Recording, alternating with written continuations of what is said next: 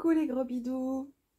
Place au top 10, grosso modo, de mes oracles préférés, avec un retour particulier sur mon utilisation de ces 10 oracles. Je me suis jamais trop retrouvée dans les séries, mes 10 oracles préférés, des trucs comme ça, parce qu'en fait, j'utilisais jamais tant que ça des oracles et c'était certainement pas le point focal de ma pratique du tarot, de la divination, etc. Donc, on pourrait, juste pour une question de définition, le tarot, pour moi, c'est un type d'oracle très précis, avec une structure vraiment pas immuable, mais qu'on va retrouver appliquée à travers les 78 cartes, avec les 22 atouts ou arcanes majeures, avec les cartes des suites ou les arcanes mineures qui sont au nombre de 40, et avec les 16 figures ou cartes de cours. Donc on est souvent, en général, même si on peut revisiter le tarot, dans une structure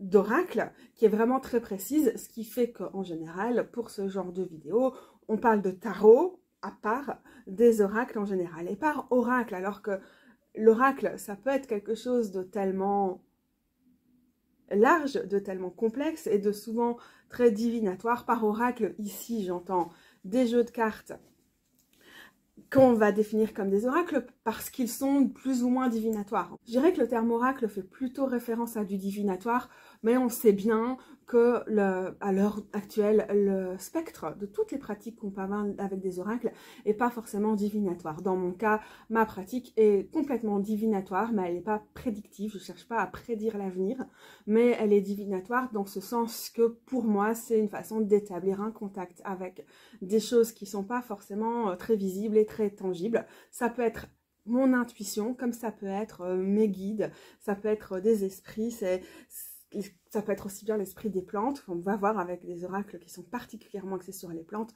que plein d'autres choses, et je ne suis pas ici pour définir ce que j'entends par là, et je vous mettrai des références en dessous au cas où ça vous intéresse, parce que j'ai écrit, et je continue d'écrire, d'ailleurs j'en ai encore en stock, des articles sur ce sujet-là.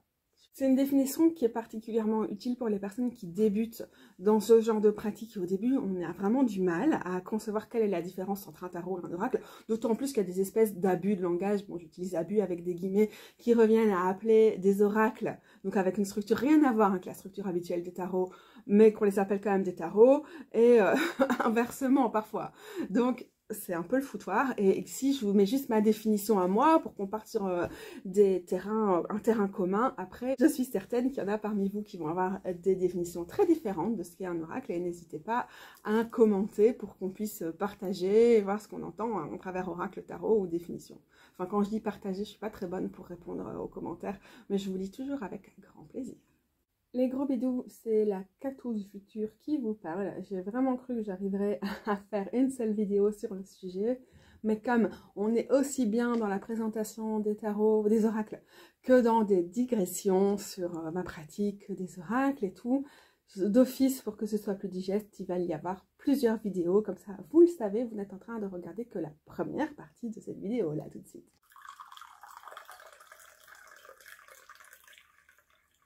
J'ai pas de structure pour cette vidéo, pour changer, et j'ai vraiment envie de vous dire comment j'utilise les différents oracles dont je vais vous parler, mais j'ai aussi juste envie de vous les montrer, et donc je pense que je vais commencer avec quelques-uns de ces oracles, et puis il y a des moments où je vous parlerai plus de ma pratique, et a priori, grâce au chapitrage, vous allez pouvoir naviguer dans les parties qui vous intéressent plus ou moins dans la vidéo, puisque je fais des vidéos longues, et je conçois que vous n'avez pas envie de tout écouter, ou qu'il y a juste des parties qui vous intéressent. Je pense que je vais quand même commencer par lui. C'est le Woodland Wardens. Et la boîte est ici, ce qui me permet de vous montrer à quoi ça ressemble. Donc, on est dans les gardiens des bois. C'est un tarot que j'ai... un oracle. On va souvent m'entendre faire des lapsus, surtout que je suis un peu fatiguée et qu'on arrive dans l'hiver. Et à vous de me corriger, bien sûr. Alors... c'est donc un oracle que j'ai modifié parce qu'il y avait des grosses bordures qui ne me plaisaient pas des masses. Je vous explique un peu ma démarche de modification dans une vidéo fouillis de pensée, dont je mettrai le lien en dessous au cas où vous voulez voir comment je m'y suis prise. Qu'est-ce qui est intéressant dans ce Woodland Wardens? Je pense que ce qui est intéressant et assez unique, c'est que c'est un tarot un oracle qui est à la fois animalier et avec des plantes. Bon, je renonce à trop vous montrer bien la qualité des cartes, les images, puisque ça vous verrez après quand je ferai un gros plan. Pour la lisibilité, c'est assez précieux, puisqu'on a à chaque fois le nom de l'animal, le nom de la plante ou de l'arbre, et un mot-clé, ici, starting over, recommencer. Donc ça, c'est vraiment chouette.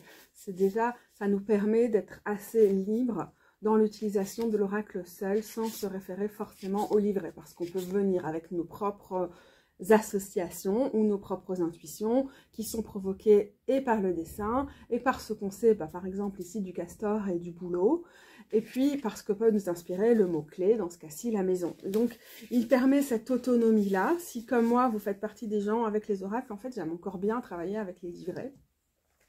Et ça c'est quand même assez agréable. Et à côté de ça, il a un livret qui est quand même pas trop long, donc c'est assez facile de s'y retrouver, si vous comprenez l'anglais en tout cas. Et on a une petite description qui nous explique le comportement plutôt de l'animal. Ça va plutôt être vraiment basé là-dessus. Donc on n'est pas sur des associations type astrologique ou des trucs comme ça. C'est pas du tout alambiqué. On est vraiment, on comprend c'est quoi l'habitat, c'est quoi le comportement, c'est quoi la sociabilité de ces animaux.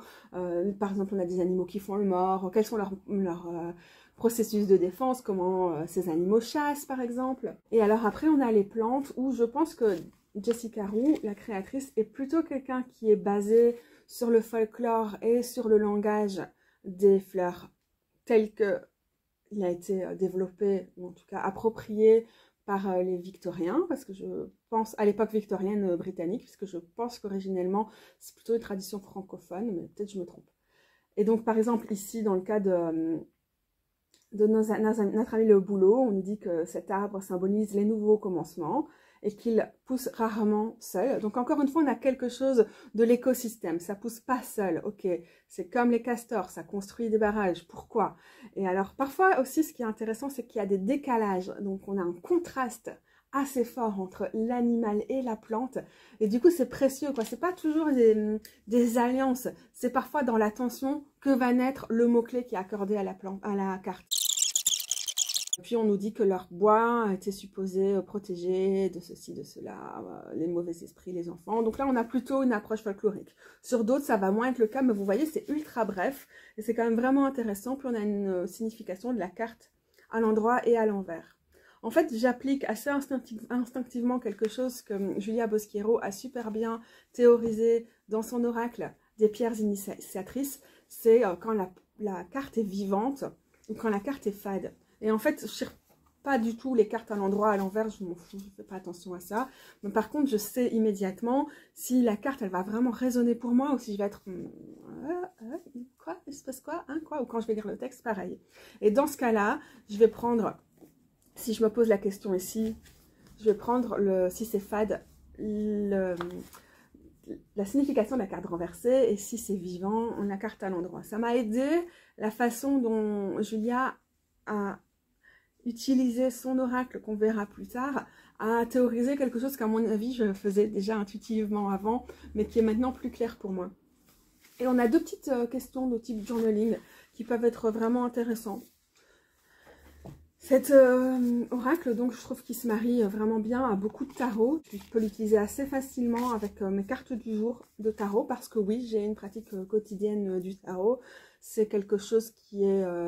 important pour moi, intéressant pour moi et en vrai beaucoup plus fondamental à ce stade-ci, parce qu'on est vraiment ici dans comment ma pratique du tarot et des oracles évolue à travers les vidéos.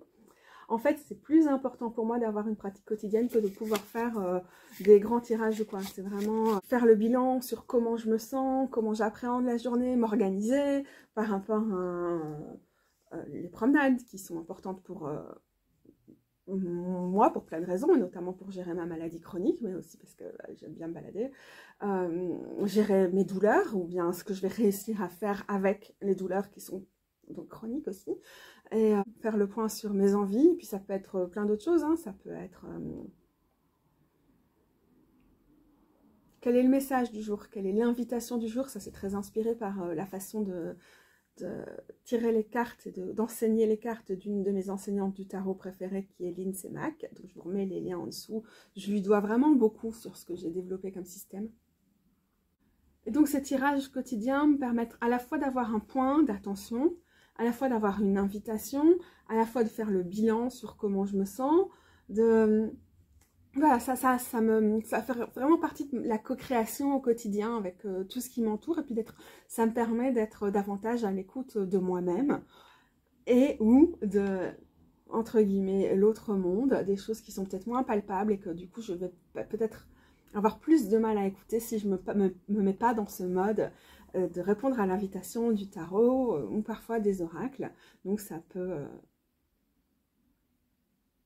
avoir beaucoup de ramifications dans lesquelles je ne vais pas rentrer pour l'instant, je pense.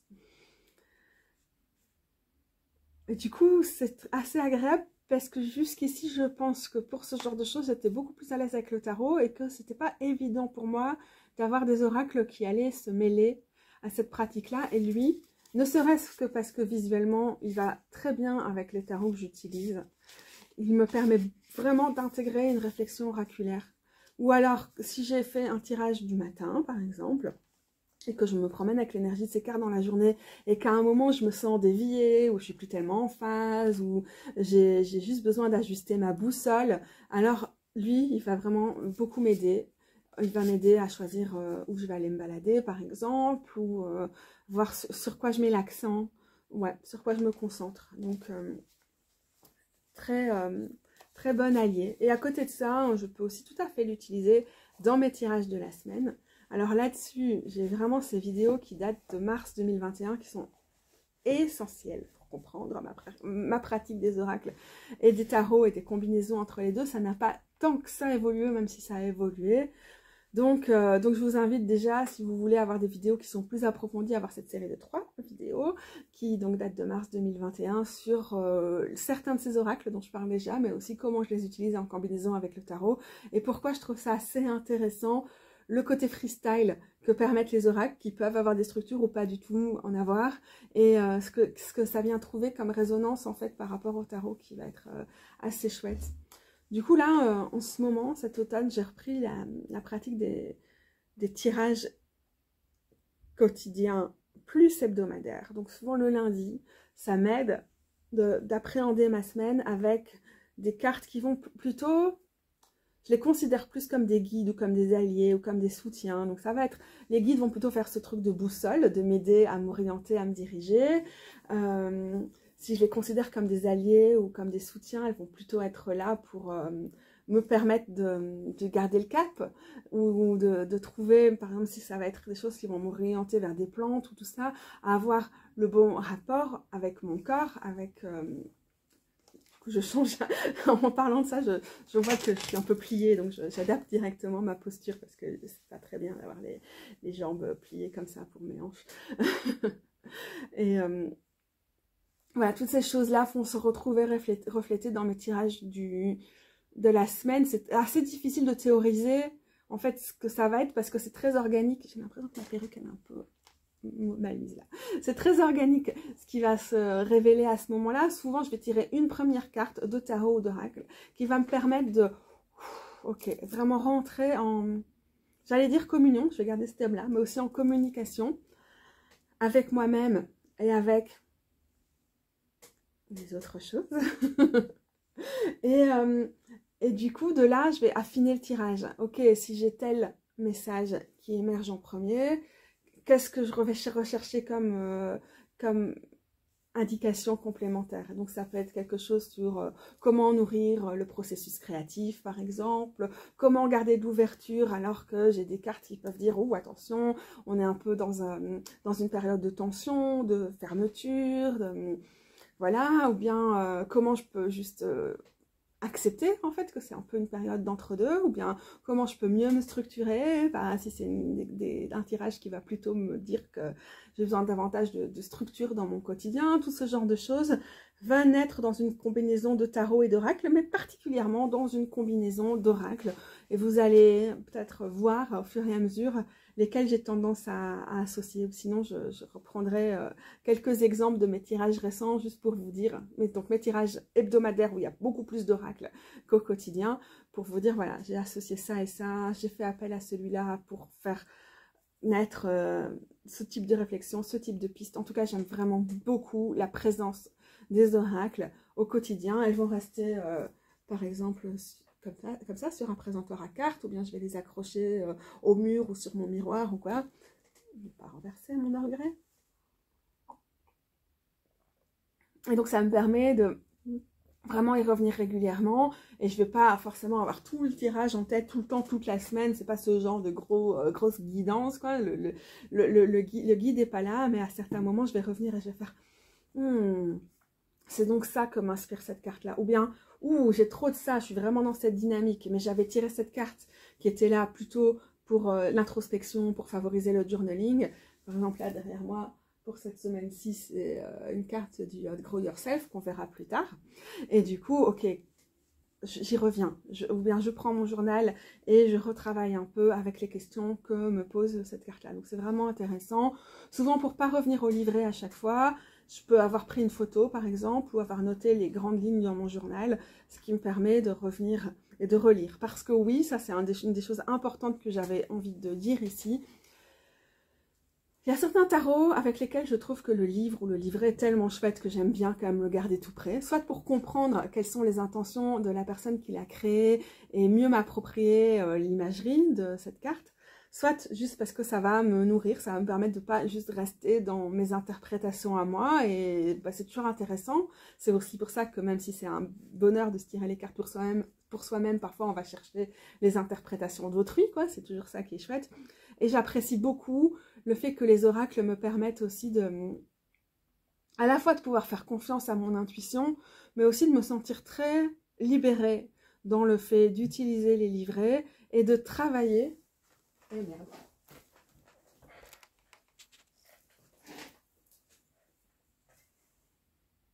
Ça s'est éteint tout seul. Je voulais surveiller le fait que ma bougie dans ma bouteille était en train de se terminer. Je la surveille d'un œil depuis tout à l'heure dans mon écran. Voilà. Je me suis dit, elle tombe, le verre risque de casser. Non, elle a juste été étouffée, quoi. J'ai eu peur. Je sais pas pourquoi. Bon, il vaut mieux avoir peur du feu, ceci.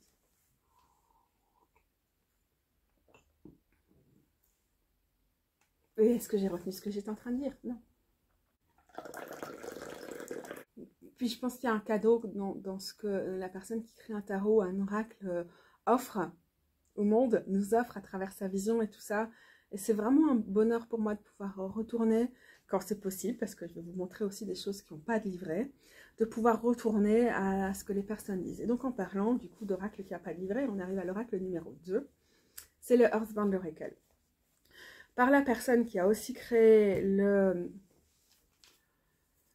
comment il s'appelle? Wood machin tarot, j'ai oublié. Que j'ai fait circuler, j'ai échangé avec une amie à un moment. Et je noterai certainement le nom en bas si j'oublie pas, sinon vous irez chercher le créateur et vous saurez. Et j'avais aussi un Lenormand que j'ai aussi donné, pour le coup, pas échangé mais donné à une amie. Donc ici, il me reste juste 7 oracles. J'ai cherché là dans mes, dans mes archives, je pense que c'est un oracle que j'ai depuis 2017 aussi, donc ça fait très longtemps. Et du coup, bah, il a ses saisons. Je l'utilise pas en continu, bien sûr, mais il a des moments où j'utilise plus que d'autres. Le truc, c'est que j'ai voulu colorer les côtés avec des encres. Et ça s'est pas très bien déroulé. Ça a beaucoup... vous n'allez pas voir ici, mais voilà.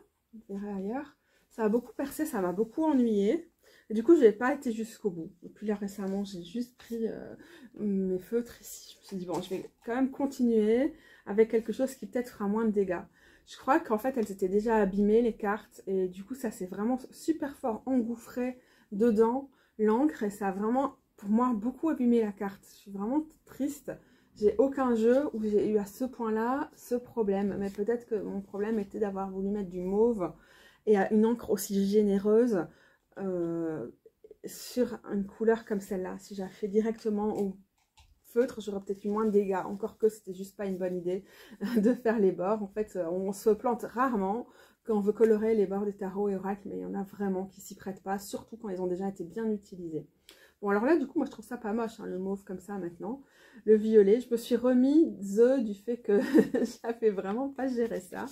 Et ouais, il est revenu, là, sur la fin de cet automne. Il revient en mode, oui, oui, pour les tirages quotidiens, oui, pour les tirages de la semaine. J'ai toujours des petites choses à rajouter. Et donc, on est vraiment dans quelque chose de très simple. On a des magnifiques images. Et puis, on a un mot-clé. Ici, c'est résistance. Ouh, ça me fait penser à une carte du Spacious Tarot. J'aime bien quand ça se répond comme ça. Là, c'est vision. Là, c'est la chance. Ici, release, la libération. Le temps. On a les 4 éléments aussi. Ici, on a le guide. Le don. La maison, le chez-soi. La permanence. L'intuition. La vie, l'illumination, le fait d'illuminer. Donc, c'est parfois un peu perturbant, mais il se lie vraiment très très bien avec le tarot aussi en général. Il permet de faire des toxiques avec des digital pourpres, de la belladone et des champignons type amanite. Je sais pas. Là, ouais, je peux même l'utiliser seule et me trouver fort en résonance avec lui. C'est intéressant parce qu'il y a des années où je n'ai vraiment pas réussi à trop communiquer, à trop établir le contact. Et puis, voilà, c'est le truc qui est vraiment chouette quand on a des oracles avec lesquels on traîne depuis 5-6 ans. C'est que, et dont on ne se débarrasse pas, c'est qu'il y a une raison, ils attendent l'erreur. Et celui-là, ouais, vraiment, je sais pas très bien ce que je peux en dire. Juste que j'adore les images et qu'il est très évocateur, très parlant et vraiment précieux. J'ai mon petit Earl Grey. Et figurez-vous donc que dans mon Earl Grey, j'ai eu l'occasion, bon le truc va tomber si je le mets, de mettre du zeste de bergamote bio qu'on vient d'acheter parce que Rose voulait faire des shortbread avec de l'Earl Grey, du zeste de bergamote, donc ils sont super bons. Elle avait aussi fait, on a une souris du chat là-bas derrière, elle avait aussi fait des cupcakes red velvet qui sont délicieux, donc ça c'est ce qu'il en reste parce qu'il n'y a pas assez de glaçage. Donc voilà, pour mon petit moral et ma dose d'énergie, j'ai tout ce qu'il faut, quoi. Je suis vraiment comblée. Et donc, j'ai tous mes oracles, justement aussi, pour la plupart, dans des pochettes qui sont créées par mon amoureuse, qui les coud intégralement à la main, de A à Z, sans machine ni rien. Donc, c'est quand même un grand privilège. Je vous mets la page de son Instagram si vous êtes intéressé par ce qu'elle fait en général, au niveau artistique ou plutôt artisanal comme ça. Je vais vous montrer celui-ci. Le Dirt Gems, je dirais c'est comme on traduirait ça par les joyaux sales, un oracle de plantes avec son livre, qui est un super livre. Je vous le montre parce qu'il est vraiment complet. En fait, cet oracle est arrivé à un moment où je pense que j'avais renoncé à trouver des tarots ou oracles de plantes qui étaient vraiment efficaces dans le fait d'établir une connexion, voire une communication avec des plantes. Que ce soit dans le choix des plantes, que ce soit dans le parti pris des personnes et tout, c'était jamais quelque chose qui fonctionnait pour moi. Et je me disais, bon, on n'a pas forcément besoin d'un tarot ou d'un oracle illustré avec des plantes pour établir cette relation-là, pour rester dans cette relation-là. Or, celui-ci, il me permet vraiment une connexion.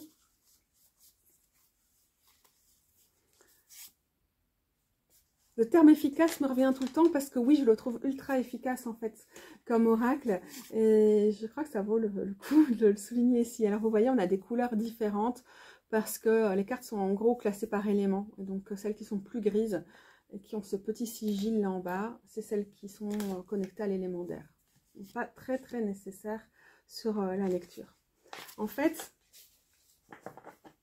c'est un peu dommage, donc on a à chaque fois le titre, le nom de la plante, donc ici par exemple la réglisse. La seule chose qui est un peu dommage, c'est qu'à chaque fois, en plus, on va avoir, je prends un truc que je connais, une petite expression, donc on a le nom scientifique de la plante, ce qui peut aider en particulier pour des plantes qui ne sont pas locales pour nous. Et puis on a un petit mot-clé, une petite phrase, souvent 2 mots, 3 mots. Je ne sais pas traduire celui-là, donc je prends un autre ici. On a la verveine bleue par exemple, et on a la protectrice de l'espace des rêves. Ça aurait pu être assez intéressant que ce soit ici, en plus, pour nous permettre de rentrer davantage dans la carte. Mais en fait, moi, quand je tire une carte de cet oracle-là, c'est en général quelque chose avec lequel je vais être dans le travail ou dans la relation sur le plutôt plus ou moins à long terme, en tout cas pas sur le très court terme. C'est rarement juste pour recevoir le message de la carte à un moment T, mais c'est vraiment quelque chose qui va initier, quelque chose qui va me permettre d'être connecté plus longtemps. Bon là c'est difficile par exemple, je ne connais pas cette plante-ci. Mais je ne la tire pas. Ça c'est pas mal. On a aussi pas mal de choses qui sont locales. Donc les personnes qui ont fait ça sont basées aux États-Unis.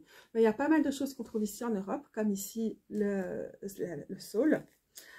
Mais on a aussi par exemple ici l'exemple du Damiana, qui est une plante que j'ai moi ici dans mon étagère à plantes et que je bois régulièrement en tisane. Et donc c'est par exemple une carte que j'ai tirée il y a peu.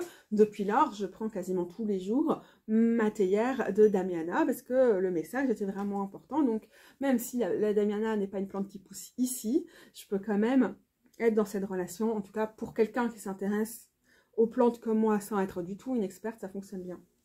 Les anémones, c'est super chouette, ça me fait penser aux anémones sylvestres. Et au printemps, moi, quand je vois cette représentation-là, je sais qu'il y a beaucoup d'anémones sous des formes diverses qu'on voit chez nous. Et ça me fait penser à celle-là. Ce qui fait la spécificité de cet oracle, est-ce qu'on va peut-être prendre l'anémone? En dehors du fait que c'est partagé en suite et tout ça, mais là, je ne rentre pas dans les détails. Ah, soit dit en passant, je vais absolument... Pour ces oracles-là, qui sont donc des oracles indépendants, donc, on avait le Woodland Wardens, Mass Market, vous trouvez ça n'importe où. Celui-ci, c'est un oracle indépendant, le Earthbound, vous le trouvez sur le Etsy du créateur. Avant, il était sur des petits sites en Europe, à savoir Little Red Tarot, quand il livrait encore en Europe. Je ne pense pas que c'est encore le cas pour l'instant. Le Der James, c'est un tarot, c'est un oracle auto-publié aussi, donc indépendant, mais les autrices, les créatrices ont fait en sorte qu'il soit assez bien distribué en Europe. Donc je pense directement par exemple à la boutique en France, le Roi de Coupe, à la boutique Kismet à Berlin, et donc c'est assez facile de se le procurer dans les boutiques indépendantes en Europe. Donc j'essaierai de vous mettre un maximum de liens, en particulier pour les oracles indépendants, quand moi je sais en tout cas où les commander. Il y aura peut-être d'autres suggestions, n'hésitez pas à les mettre, puisque en fait c'est un des autres constats, parenthèse ridicule là, parce que j'étais en plein dans une phrase, c'est un des autres constats pour moi de cette série, particulièrement avec les oracles, mais en fait c'est la même chose que je voulais dire dans la dernière vidéo qu'en fait je viens de filmer juste avant celle-ci par rapport au tarot. Je me rends compte que ce qui est le plus essentiel dans ma pratique au final, j'aime bien craquer pour des tarots et des oracles mass market parce que c'est pas rare qu'il y a des mois ou 20 € déjà à mettre dans un tarot, c'est le grand max. Tu vas pas pouvoir débourser, je sais pas moi, celui-là il va être à 50, 60 quoi cet oracle. Mais en fait en général ces trucs qui sont en production de masse vont avoir quelque chose qui fonctionne moins bien pour moi. Il y en a aussi beaucoup dans les trucs de mass market qui sont faits à la chaîne, quoi. C'est vraiment des gens qui font tarot après tarot, qui font ça de leur life et qui n'ont pas forcément, je trouve, quelque chose d'aussi nourri, d'aussi profond et d'aussi nourrissant dans leur démarche. Puis tout simplement, hein, dans ma proposition anticapitaliste et de soutien des artistes et tout ça, je préfère les acheter à eux, même si je sais que pour la plupart, c'est pas très rémunérateur de publier son tarot et son oracle soi-même. Mais je pense que c'est quand même un peu plus simple que d'avoir 5 putains de petits mini % de droits d'auteur chez la plupart des éditeurs de... Je mets entre parenthèses parce que souvent ils sont tous un peu en train de se présenter comme des petits malheureux indépendants et tout, mais non, en fait c'est une grosse industrie quoi. Et c'est une industrie qui n'a pas le travail des créatrices en tête dans sa majorité, et heureusement il y a des exceptions et on va les trouver dans une partie des oracles que je vais présenter ici, hein, bien sûr.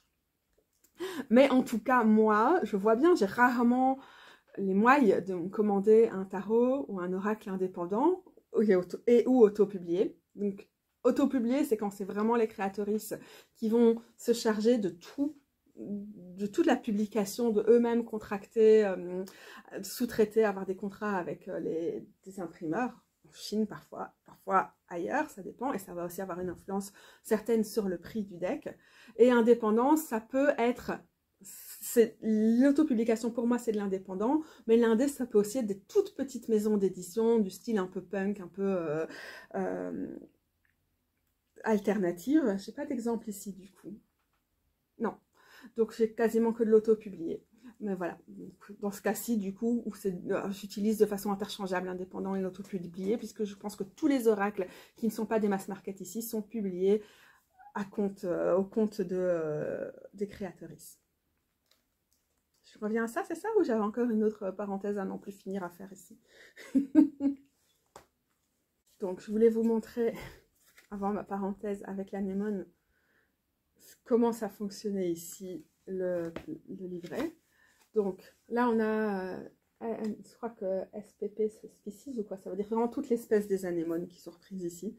C'est assez intéressant parce qu'il y en a vraiment une grande variété. Et on a la cavalière du vent, celle qui conduit sur le vent, en quelque sorte, rider, je ne sais pas, c'est tellement large comme mot. Je suis en train d'être étranglée par mon collier qui est tellement lourd qu'il se déplace à chaque fois. Donc, on nous dit que l'anémone est une plante du vent. C'est intéressant parce que du coup, on est dans les premières et donc elles sont classées sur l'élément du feu. Donc, ouvre ta fenêtre et laisse le vent entrer, gna. Donc, on a des choses comme ça qui sont très métaphoriques et qui nous permettent de comprendre vraiment la carte. Et puis là, on nous explique vraiment comment l'anémone, donc c'est créé avec une herboriste et une dessinatrice, comment l'anémone fonctionne dans notre système quand on...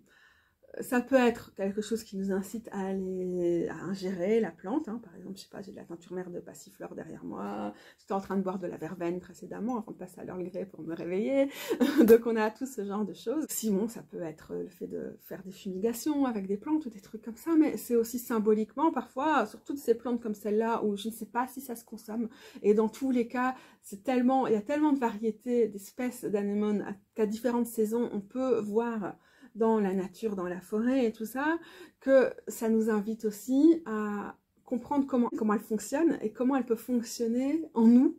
Donc on a quand même ce truc de as outside, so within, as without, so within, donc comme à l'intérieur de nous, aussi à l'extérieur. Donc on a ce parallélisme, cette espèce de fonctionnement par signature de comment fonctionne une plante et comment vont fonctionner ses effets potentiel avec les humains. Donc c'est plutôt dans ce cas-là une herboristerie qui va être plutôt basée sur une tradition héritée de l'époque médiévale, voire d'avant, mais en même temps il y a aussi une approche très scientifique dans tout ça, et tout ça va être mêlé dans cet ouvrage, que je trouve aussi très chouette.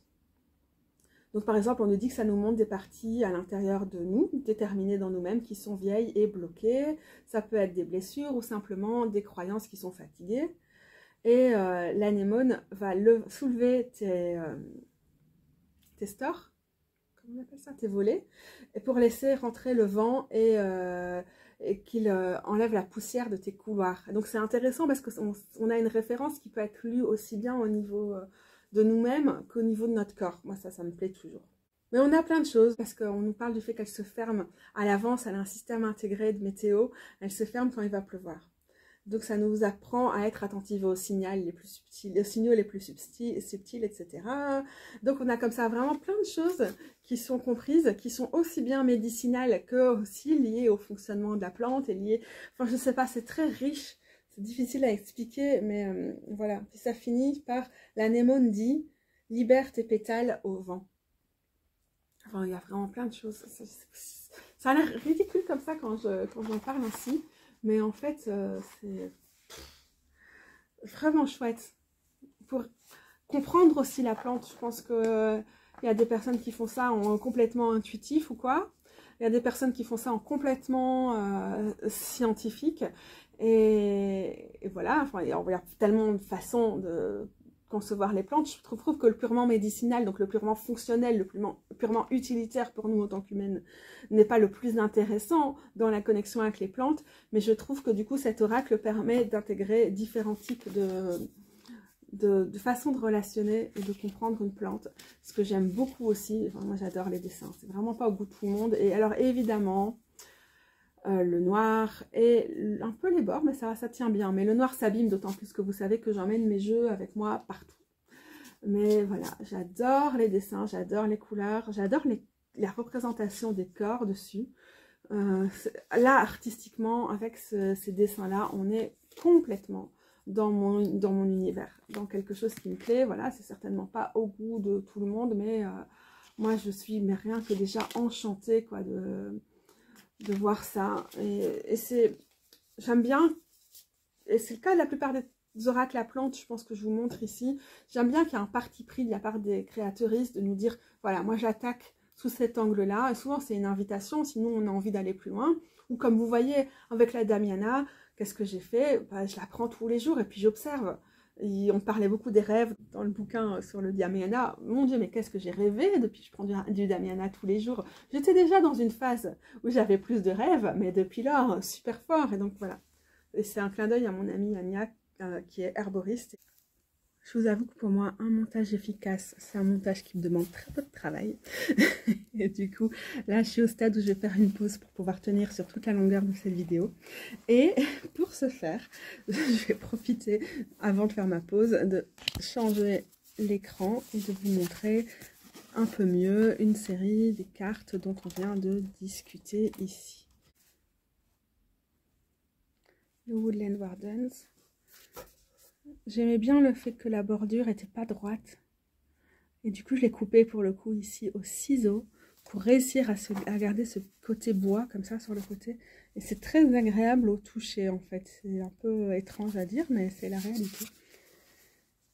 Voilà, comme ça vous voyez beaucoup mieux les cartes,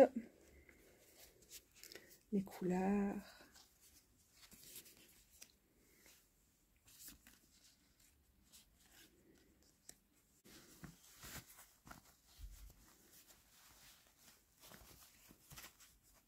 Attention, c'est un peu large.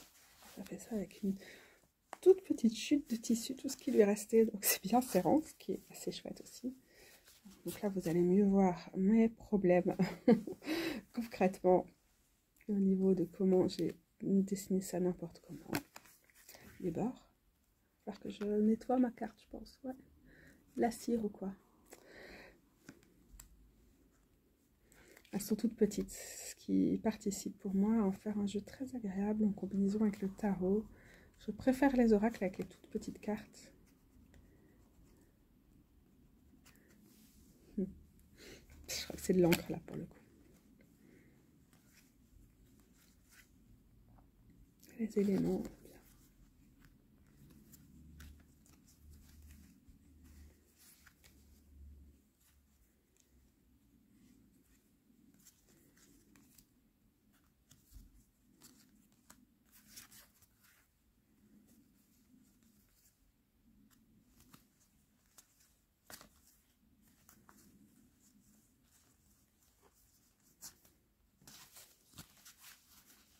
Je pense qu'il a quand même 40 cartes. J'étais retournée chercher la petite boîte à un moment pour regarder. Donc il est assez complet.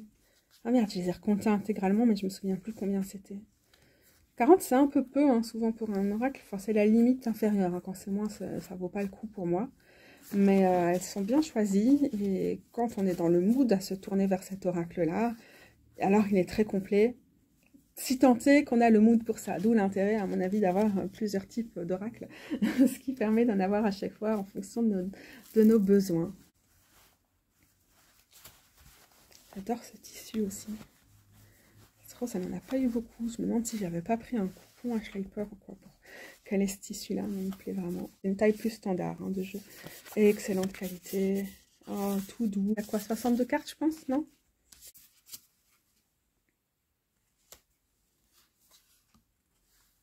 L'aubépine, qui, vous le savez certainement, est une de mes plantes préférées. Alors, ce que j'ai fait, hein, parce que je ne connais pas toutes les plantes, c'est que dans le livret, j'ai à chaque fois, bon, pissenlit, c'est simple, surtout pour les espèces qui ne sont pas locales de chez nous, et puis même, parfois, c'est les termes qui sont compliqués. J'ai noté au crayon, et du coup, évidemment, là, je n'ai pas d'exemple. Qu'est-ce qui est quoi? Donc j'ai recherché chacune des plantes pour être certaine. Et puis de toute façon, c'est toujours chouette de les voir en dehors à travers le regard de la dessinatrice. Bon là, alors, évidemment, je tombe que sur des pièces de choses que je connais.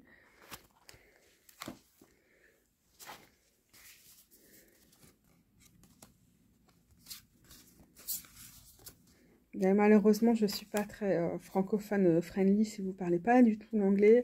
C'est compliqué de s'y retrouver dans mes jeux parce que j'adore cette langue. C'est la langue dans laquelle j'aime apprendre et lire plus que le français, même si évidemment je ne maîtrise pas du tout l'anglais comme le français. Mais voilà, du coup, ça doit être un peu frustrant de regarder mes vidéos si l'anglais est vraiment un obstacle pour vous.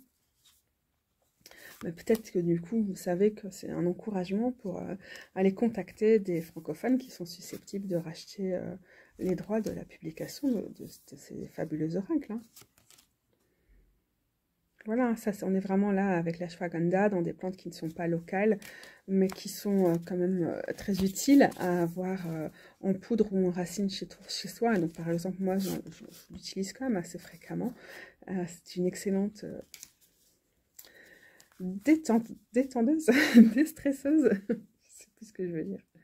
C'est très bizarre pour moi d'avoir une lavande comme ça sans couleur. Oh, le souci. Ok, j'ai l'impression qu'on reste vraiment dans le domaine de mes chouchous avec celui-ci. Et Rose m'a fait un très grand sac pour lui, ce qui est super chouette. Ça va super bien avec ce tissu Tula Pink de la dernière collection de la designeuse textile Tula Pink. Et c'est le Living Altar. Le Living Altar, j'ai laissé dans la boîte les cartes extra que je n'utilise pas, qui sont des cartes de sort, en quelque sorte. Je vous ai parlé plusieurs fois du Living Altar parce que c'est vraiment une base pour moi. Donc c'est un jeu d'oracle et de sort pour la sorcière radicale. Et notamment, j'ai des moments où je vous ai mis toute cet oracle en éventail pour donner cette grande roue qu'il est capable de faire autour du principe de la roue de l'année des sorcières. Donc, je vous mettrai les liens en dessous au cas où. Et aussi dans les premières vidéos que j'ai faites sur mes pratiques avec les oracles, je consacre la première vidéo à une review de différents jeux, dont celui-ci. Alors, il est grand, hein. Je pense que c'est le plus grand de tous les jeux que j'ai. Et c'est très chouette parce que la qualité des cartes, alors il a un coût, hein, il est vraiment très très cher. Moi, on me l'a offert. C'est Beth qui me l'a offert en échange pour les quelques articles que j'avais écrits pour le site de Little Red Tarot. Mais par exemple, même celui-ci qui est très grand, qui est le Believe in Your Own Magic, est quand même plus petit. En plus, il y a beaucoup de cartes dans le Living Altar, donc voilà. Et pour référence, je sais pas, moi, prenons quelque chose qui est d'une taille tarot plutôt standard. Standard est généralement un tout petit peu plus grande que ça, un tout petit peu plus haute, il y a un demi-centimètre ou un centimètre en plus, mais on est quand même près. Ça vous donne quand même une idée des dimensions de cet oracle, que du coup, j'adore parce que c'est son nom, c'est l'oracle de l'hôtel vivant, et l'intérêt, c'est aussi que chacune de ces cartes et le potentiel d'être un mini-hôtel à soi-même. Et puis, dans tous les cas, elles sont géniales, placées sur l'hôtel, sur nos hôtels, et oui, aussi pour improviser des hôtels. Alors, du coup, elles collent. Je m'étais dit, la dernière fois que je les ai sorties, que j'allais les nettoyer, je ne l'ai pas fait, parce que je les utilise pour les fixer avec du washi tape, donc ça s'enlève très facilement dessus. Vous voyez que j'ai une carte là, sur mon miroir. Et à un moment, j'ai voulu travailler, je ne sais pas si vous vous souvenez, j'en avais parlé dans une vidéo de débrief, je ne sais pas, ça devait être autour du mois de juin ou quoi, ou de planning pour le mois. Et je voulais mettre toutes les phases de la lune pour faire le suivi sur le miroir et tout ça n'a pas marché. Sauf qu'entre-temps, j'ai pas enlevé les petits excès de colle qui sont encore dessus. Voilà, comme ça, vous comprenez pourquoi ça colle, alors que sinon elles sont lisses au possible, elles sont mates, veloutées, comme ça, avec une espèce de fine peau de pêche. On adore. Et on adore aussi la bordure rouge. C'est les aspects techniques, mais en fait, ça participe complètement de la relation avec ce jeu, le fait qu'il y ait quelque chose de très intéressant au niveau sensoriel. Il y a juste un truc, les cartes de lunaison ont été imprimées à l'envers. Donc, il faut penser à les mettre dans l'autre sens pour visualiser. Après, du coup, on pourrait conclure qu'elles sont juste pas calquées sur l'hémisphère nord, peut-être. On a, du coup, des cartes qui sont liées à des moments du jour, des moments de l'année, des moments de la lunaison. On a des célébrations païennes ou plutôt ici, qu'on estime être des sorcières, qui sont symbolisées ici avec des noms qui sont neutres et qui du coup ne font pas référence justement à des roues de l'année qui peuvent être très connotées ou très appropriatives dans certains contextes. Donc ça, c'est un choix. On a des grands principes, on a des âges de la vie aussi qui à chaque fois vont correspondre à chacune de ces étapes. Donc là, vous avez vu avec l'hiver, on avait une saison. Et émergence étant aussi considéré comme un âge, je pense, ancêtre aussi. Et puis enfin, on a aussi ces cartes élémentales qui sont classées selon un élément principal, ici c'est le feu, et un élément secondaire, comme par exemple les cartes de la cour ou les figures dans le système du tarot du Thoth. Et donc ici, on a le symbole de la terre. Et le mot-clé est rituel. Et pour identité, par exemple, c'est pareil, on a l'air et la terre. Voilà. Moi, je les trouve magnifiques. C'est vraiment mon style. Il y a un travail qui a été fait au niveau digital pour créer une unité qui parfois, je trouve, se plante un peu dans là, par exemple, imaginons que ces deux cartes se suivent, elles ne se suivent pas vraiment, mais dans la continuité des couleurs et tout ça, parfois ça pourrait être un peu mieux fait. C'est quand même vraiment formidable et je vous conseille d'aller voir la vidéo où je fais une roue de l'année autour de ça parce que c'est vraiment splendide. Donc vous voyez là par exemple, on pourrait mettre ça, comme si ça se suivait au niveau des couleurs. Et parfois ça bug un peu. Hop. Ça doit être le même endroit sur la roue. Ah, je trouve ça trop joli, trop joli.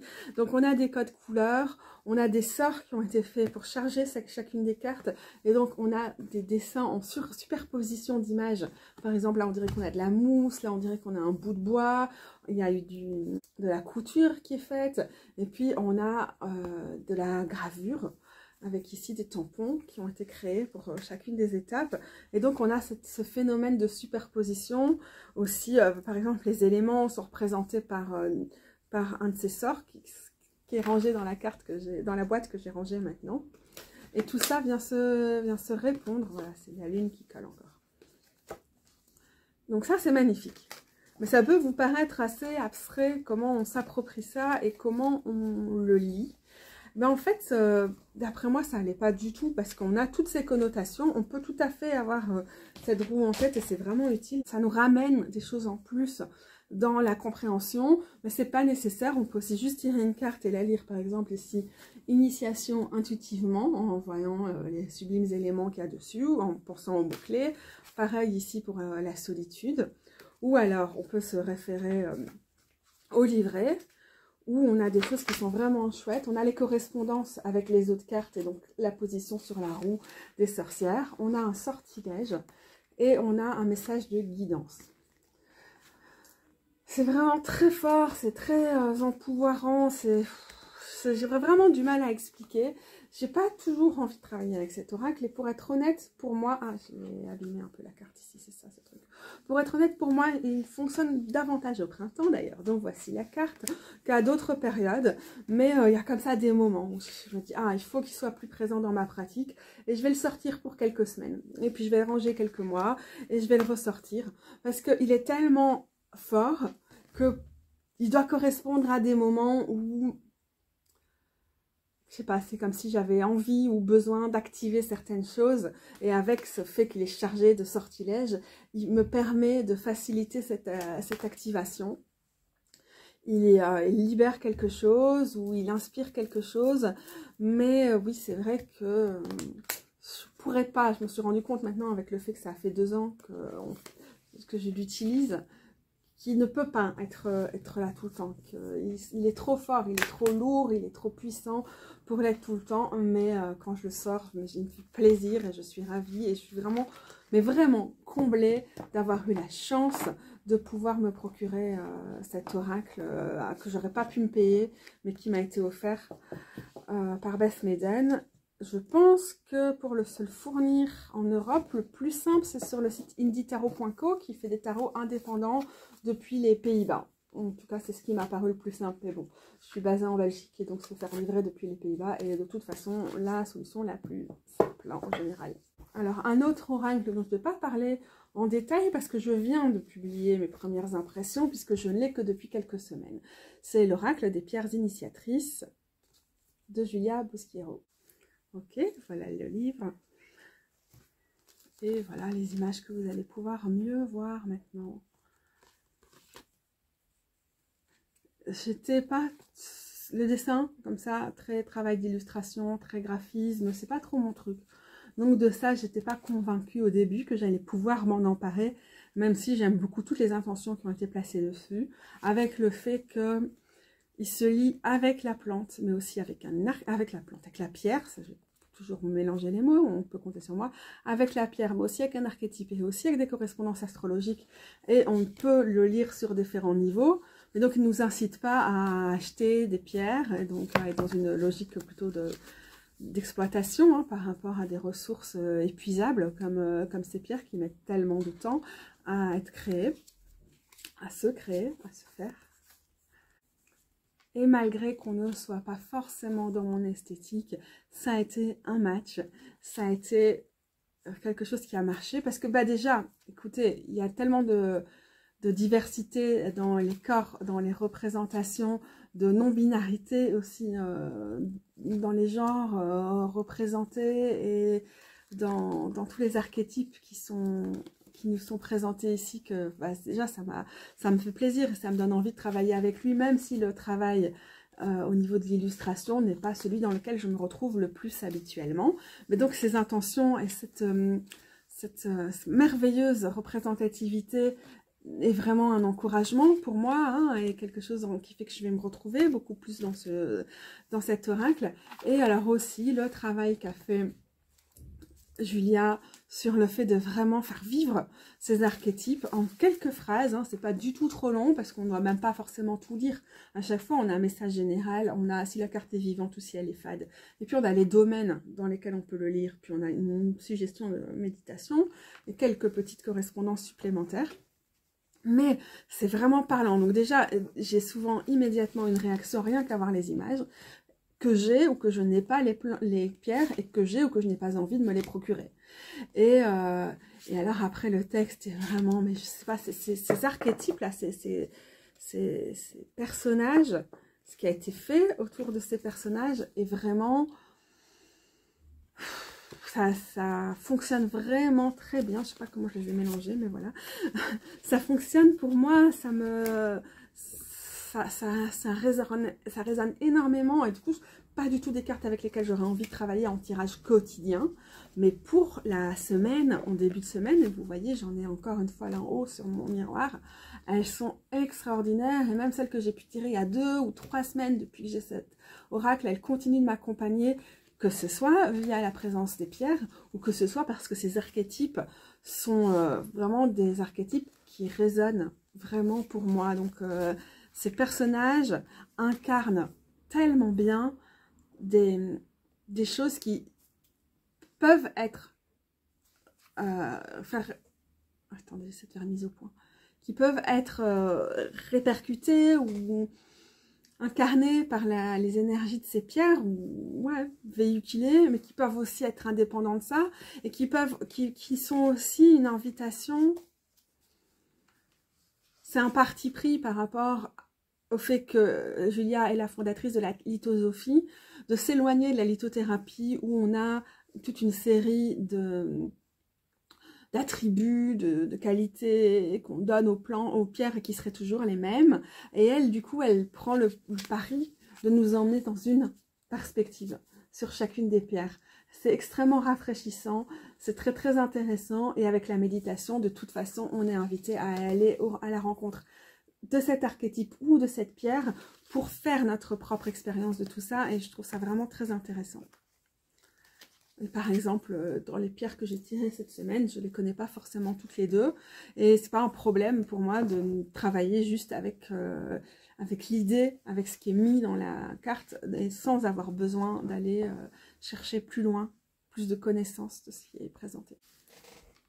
Le prochain oracle, je ne l'ai pas sur la main, mais sous la main, mais heureusement, j'avais fait des vidéos la dernière fois que je suis allée à la campagne où je l'utilise, et du coup, je vais pouvoir juste intégrer les images pour que vous voyez de quel oracle je parle. C'est le Witch's Wisdom Tarot, et c'est vraiment un tarot avec 78 cartes, mais il y a tellement de n'importe quoi qui a été fait sur le fait de refaire la structure du tarot, elle est à l'envers, et tout est renommé, et blablabla, d'une façon, pour moi, où on déconstruit le tarot, ce qui est toujours très intéressant, mais la proposition qui est faite à la place, elle est juste bordélique. Moi, je la comprends pas, je suis pas derrière, j'aime pas cette espèce d'idéalisation de la nature par opposition à la méchante civilisation, je trouve ça pas constructif du tout comme message. Et donc, sous forme de tarot, ce truc ne marche pas pour moi, je n'aime pas, je suis pas très fan du livre, mais il y a des choses qui sont quand même vraiment intéressantes, et en fait, donc, quand je suis en ville avec ce tarot que j'utilise donc comme un oracle, c'est le combat, ça ne marche pas. Du coup, j'ai décidé depuis le mois, je crois, d'avril ou de mai, de le laisser à la campagne pour l'utiliser exclusivement quand je vais chez mes parents, et en particulier pour me connecter aux esprits du lieu ou des lieux avec lesquels je nourris une relation à la campagne. Et là, ça fonctionne vraiment super bien, c'est très impressionnant les messages qu'ils délivrent, aussi bien visuellement via ce qui est représenté sur les cartes, que pour le coup, quand je lis le livre, et que je ne sais pas du tout le lire comme un tarot, sinon je m'énerve, mais en oracle, c'est vraiment très chouette, c'est très surprenant, mais du coup, de façon peut-être inattendue, ce tarot avec lequel je suis fâchée en tant que tarot fait partie de mes 10 oracles préférés. Tant que je renonce à l'utiliser à la ville, on matche bien à la campagne. Donc je vous montre les images.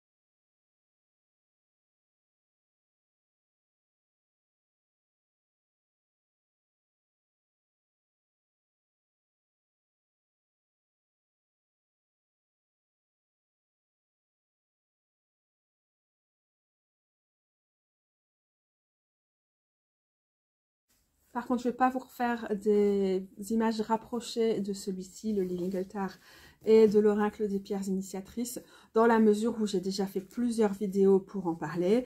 Et donc, je vous conseille, si vous voulez voir des images de meilleure qualité de ces différents oracles, de cliquer sur les liens ci-dessous des différentes vidéos qui leur sont consacrées.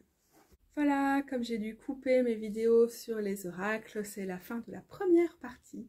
Je vous dis à très bientôt pour la deuxième partie sur le top 10 plus 3 bonus de mes oracles préférés. Salut les gros bisous!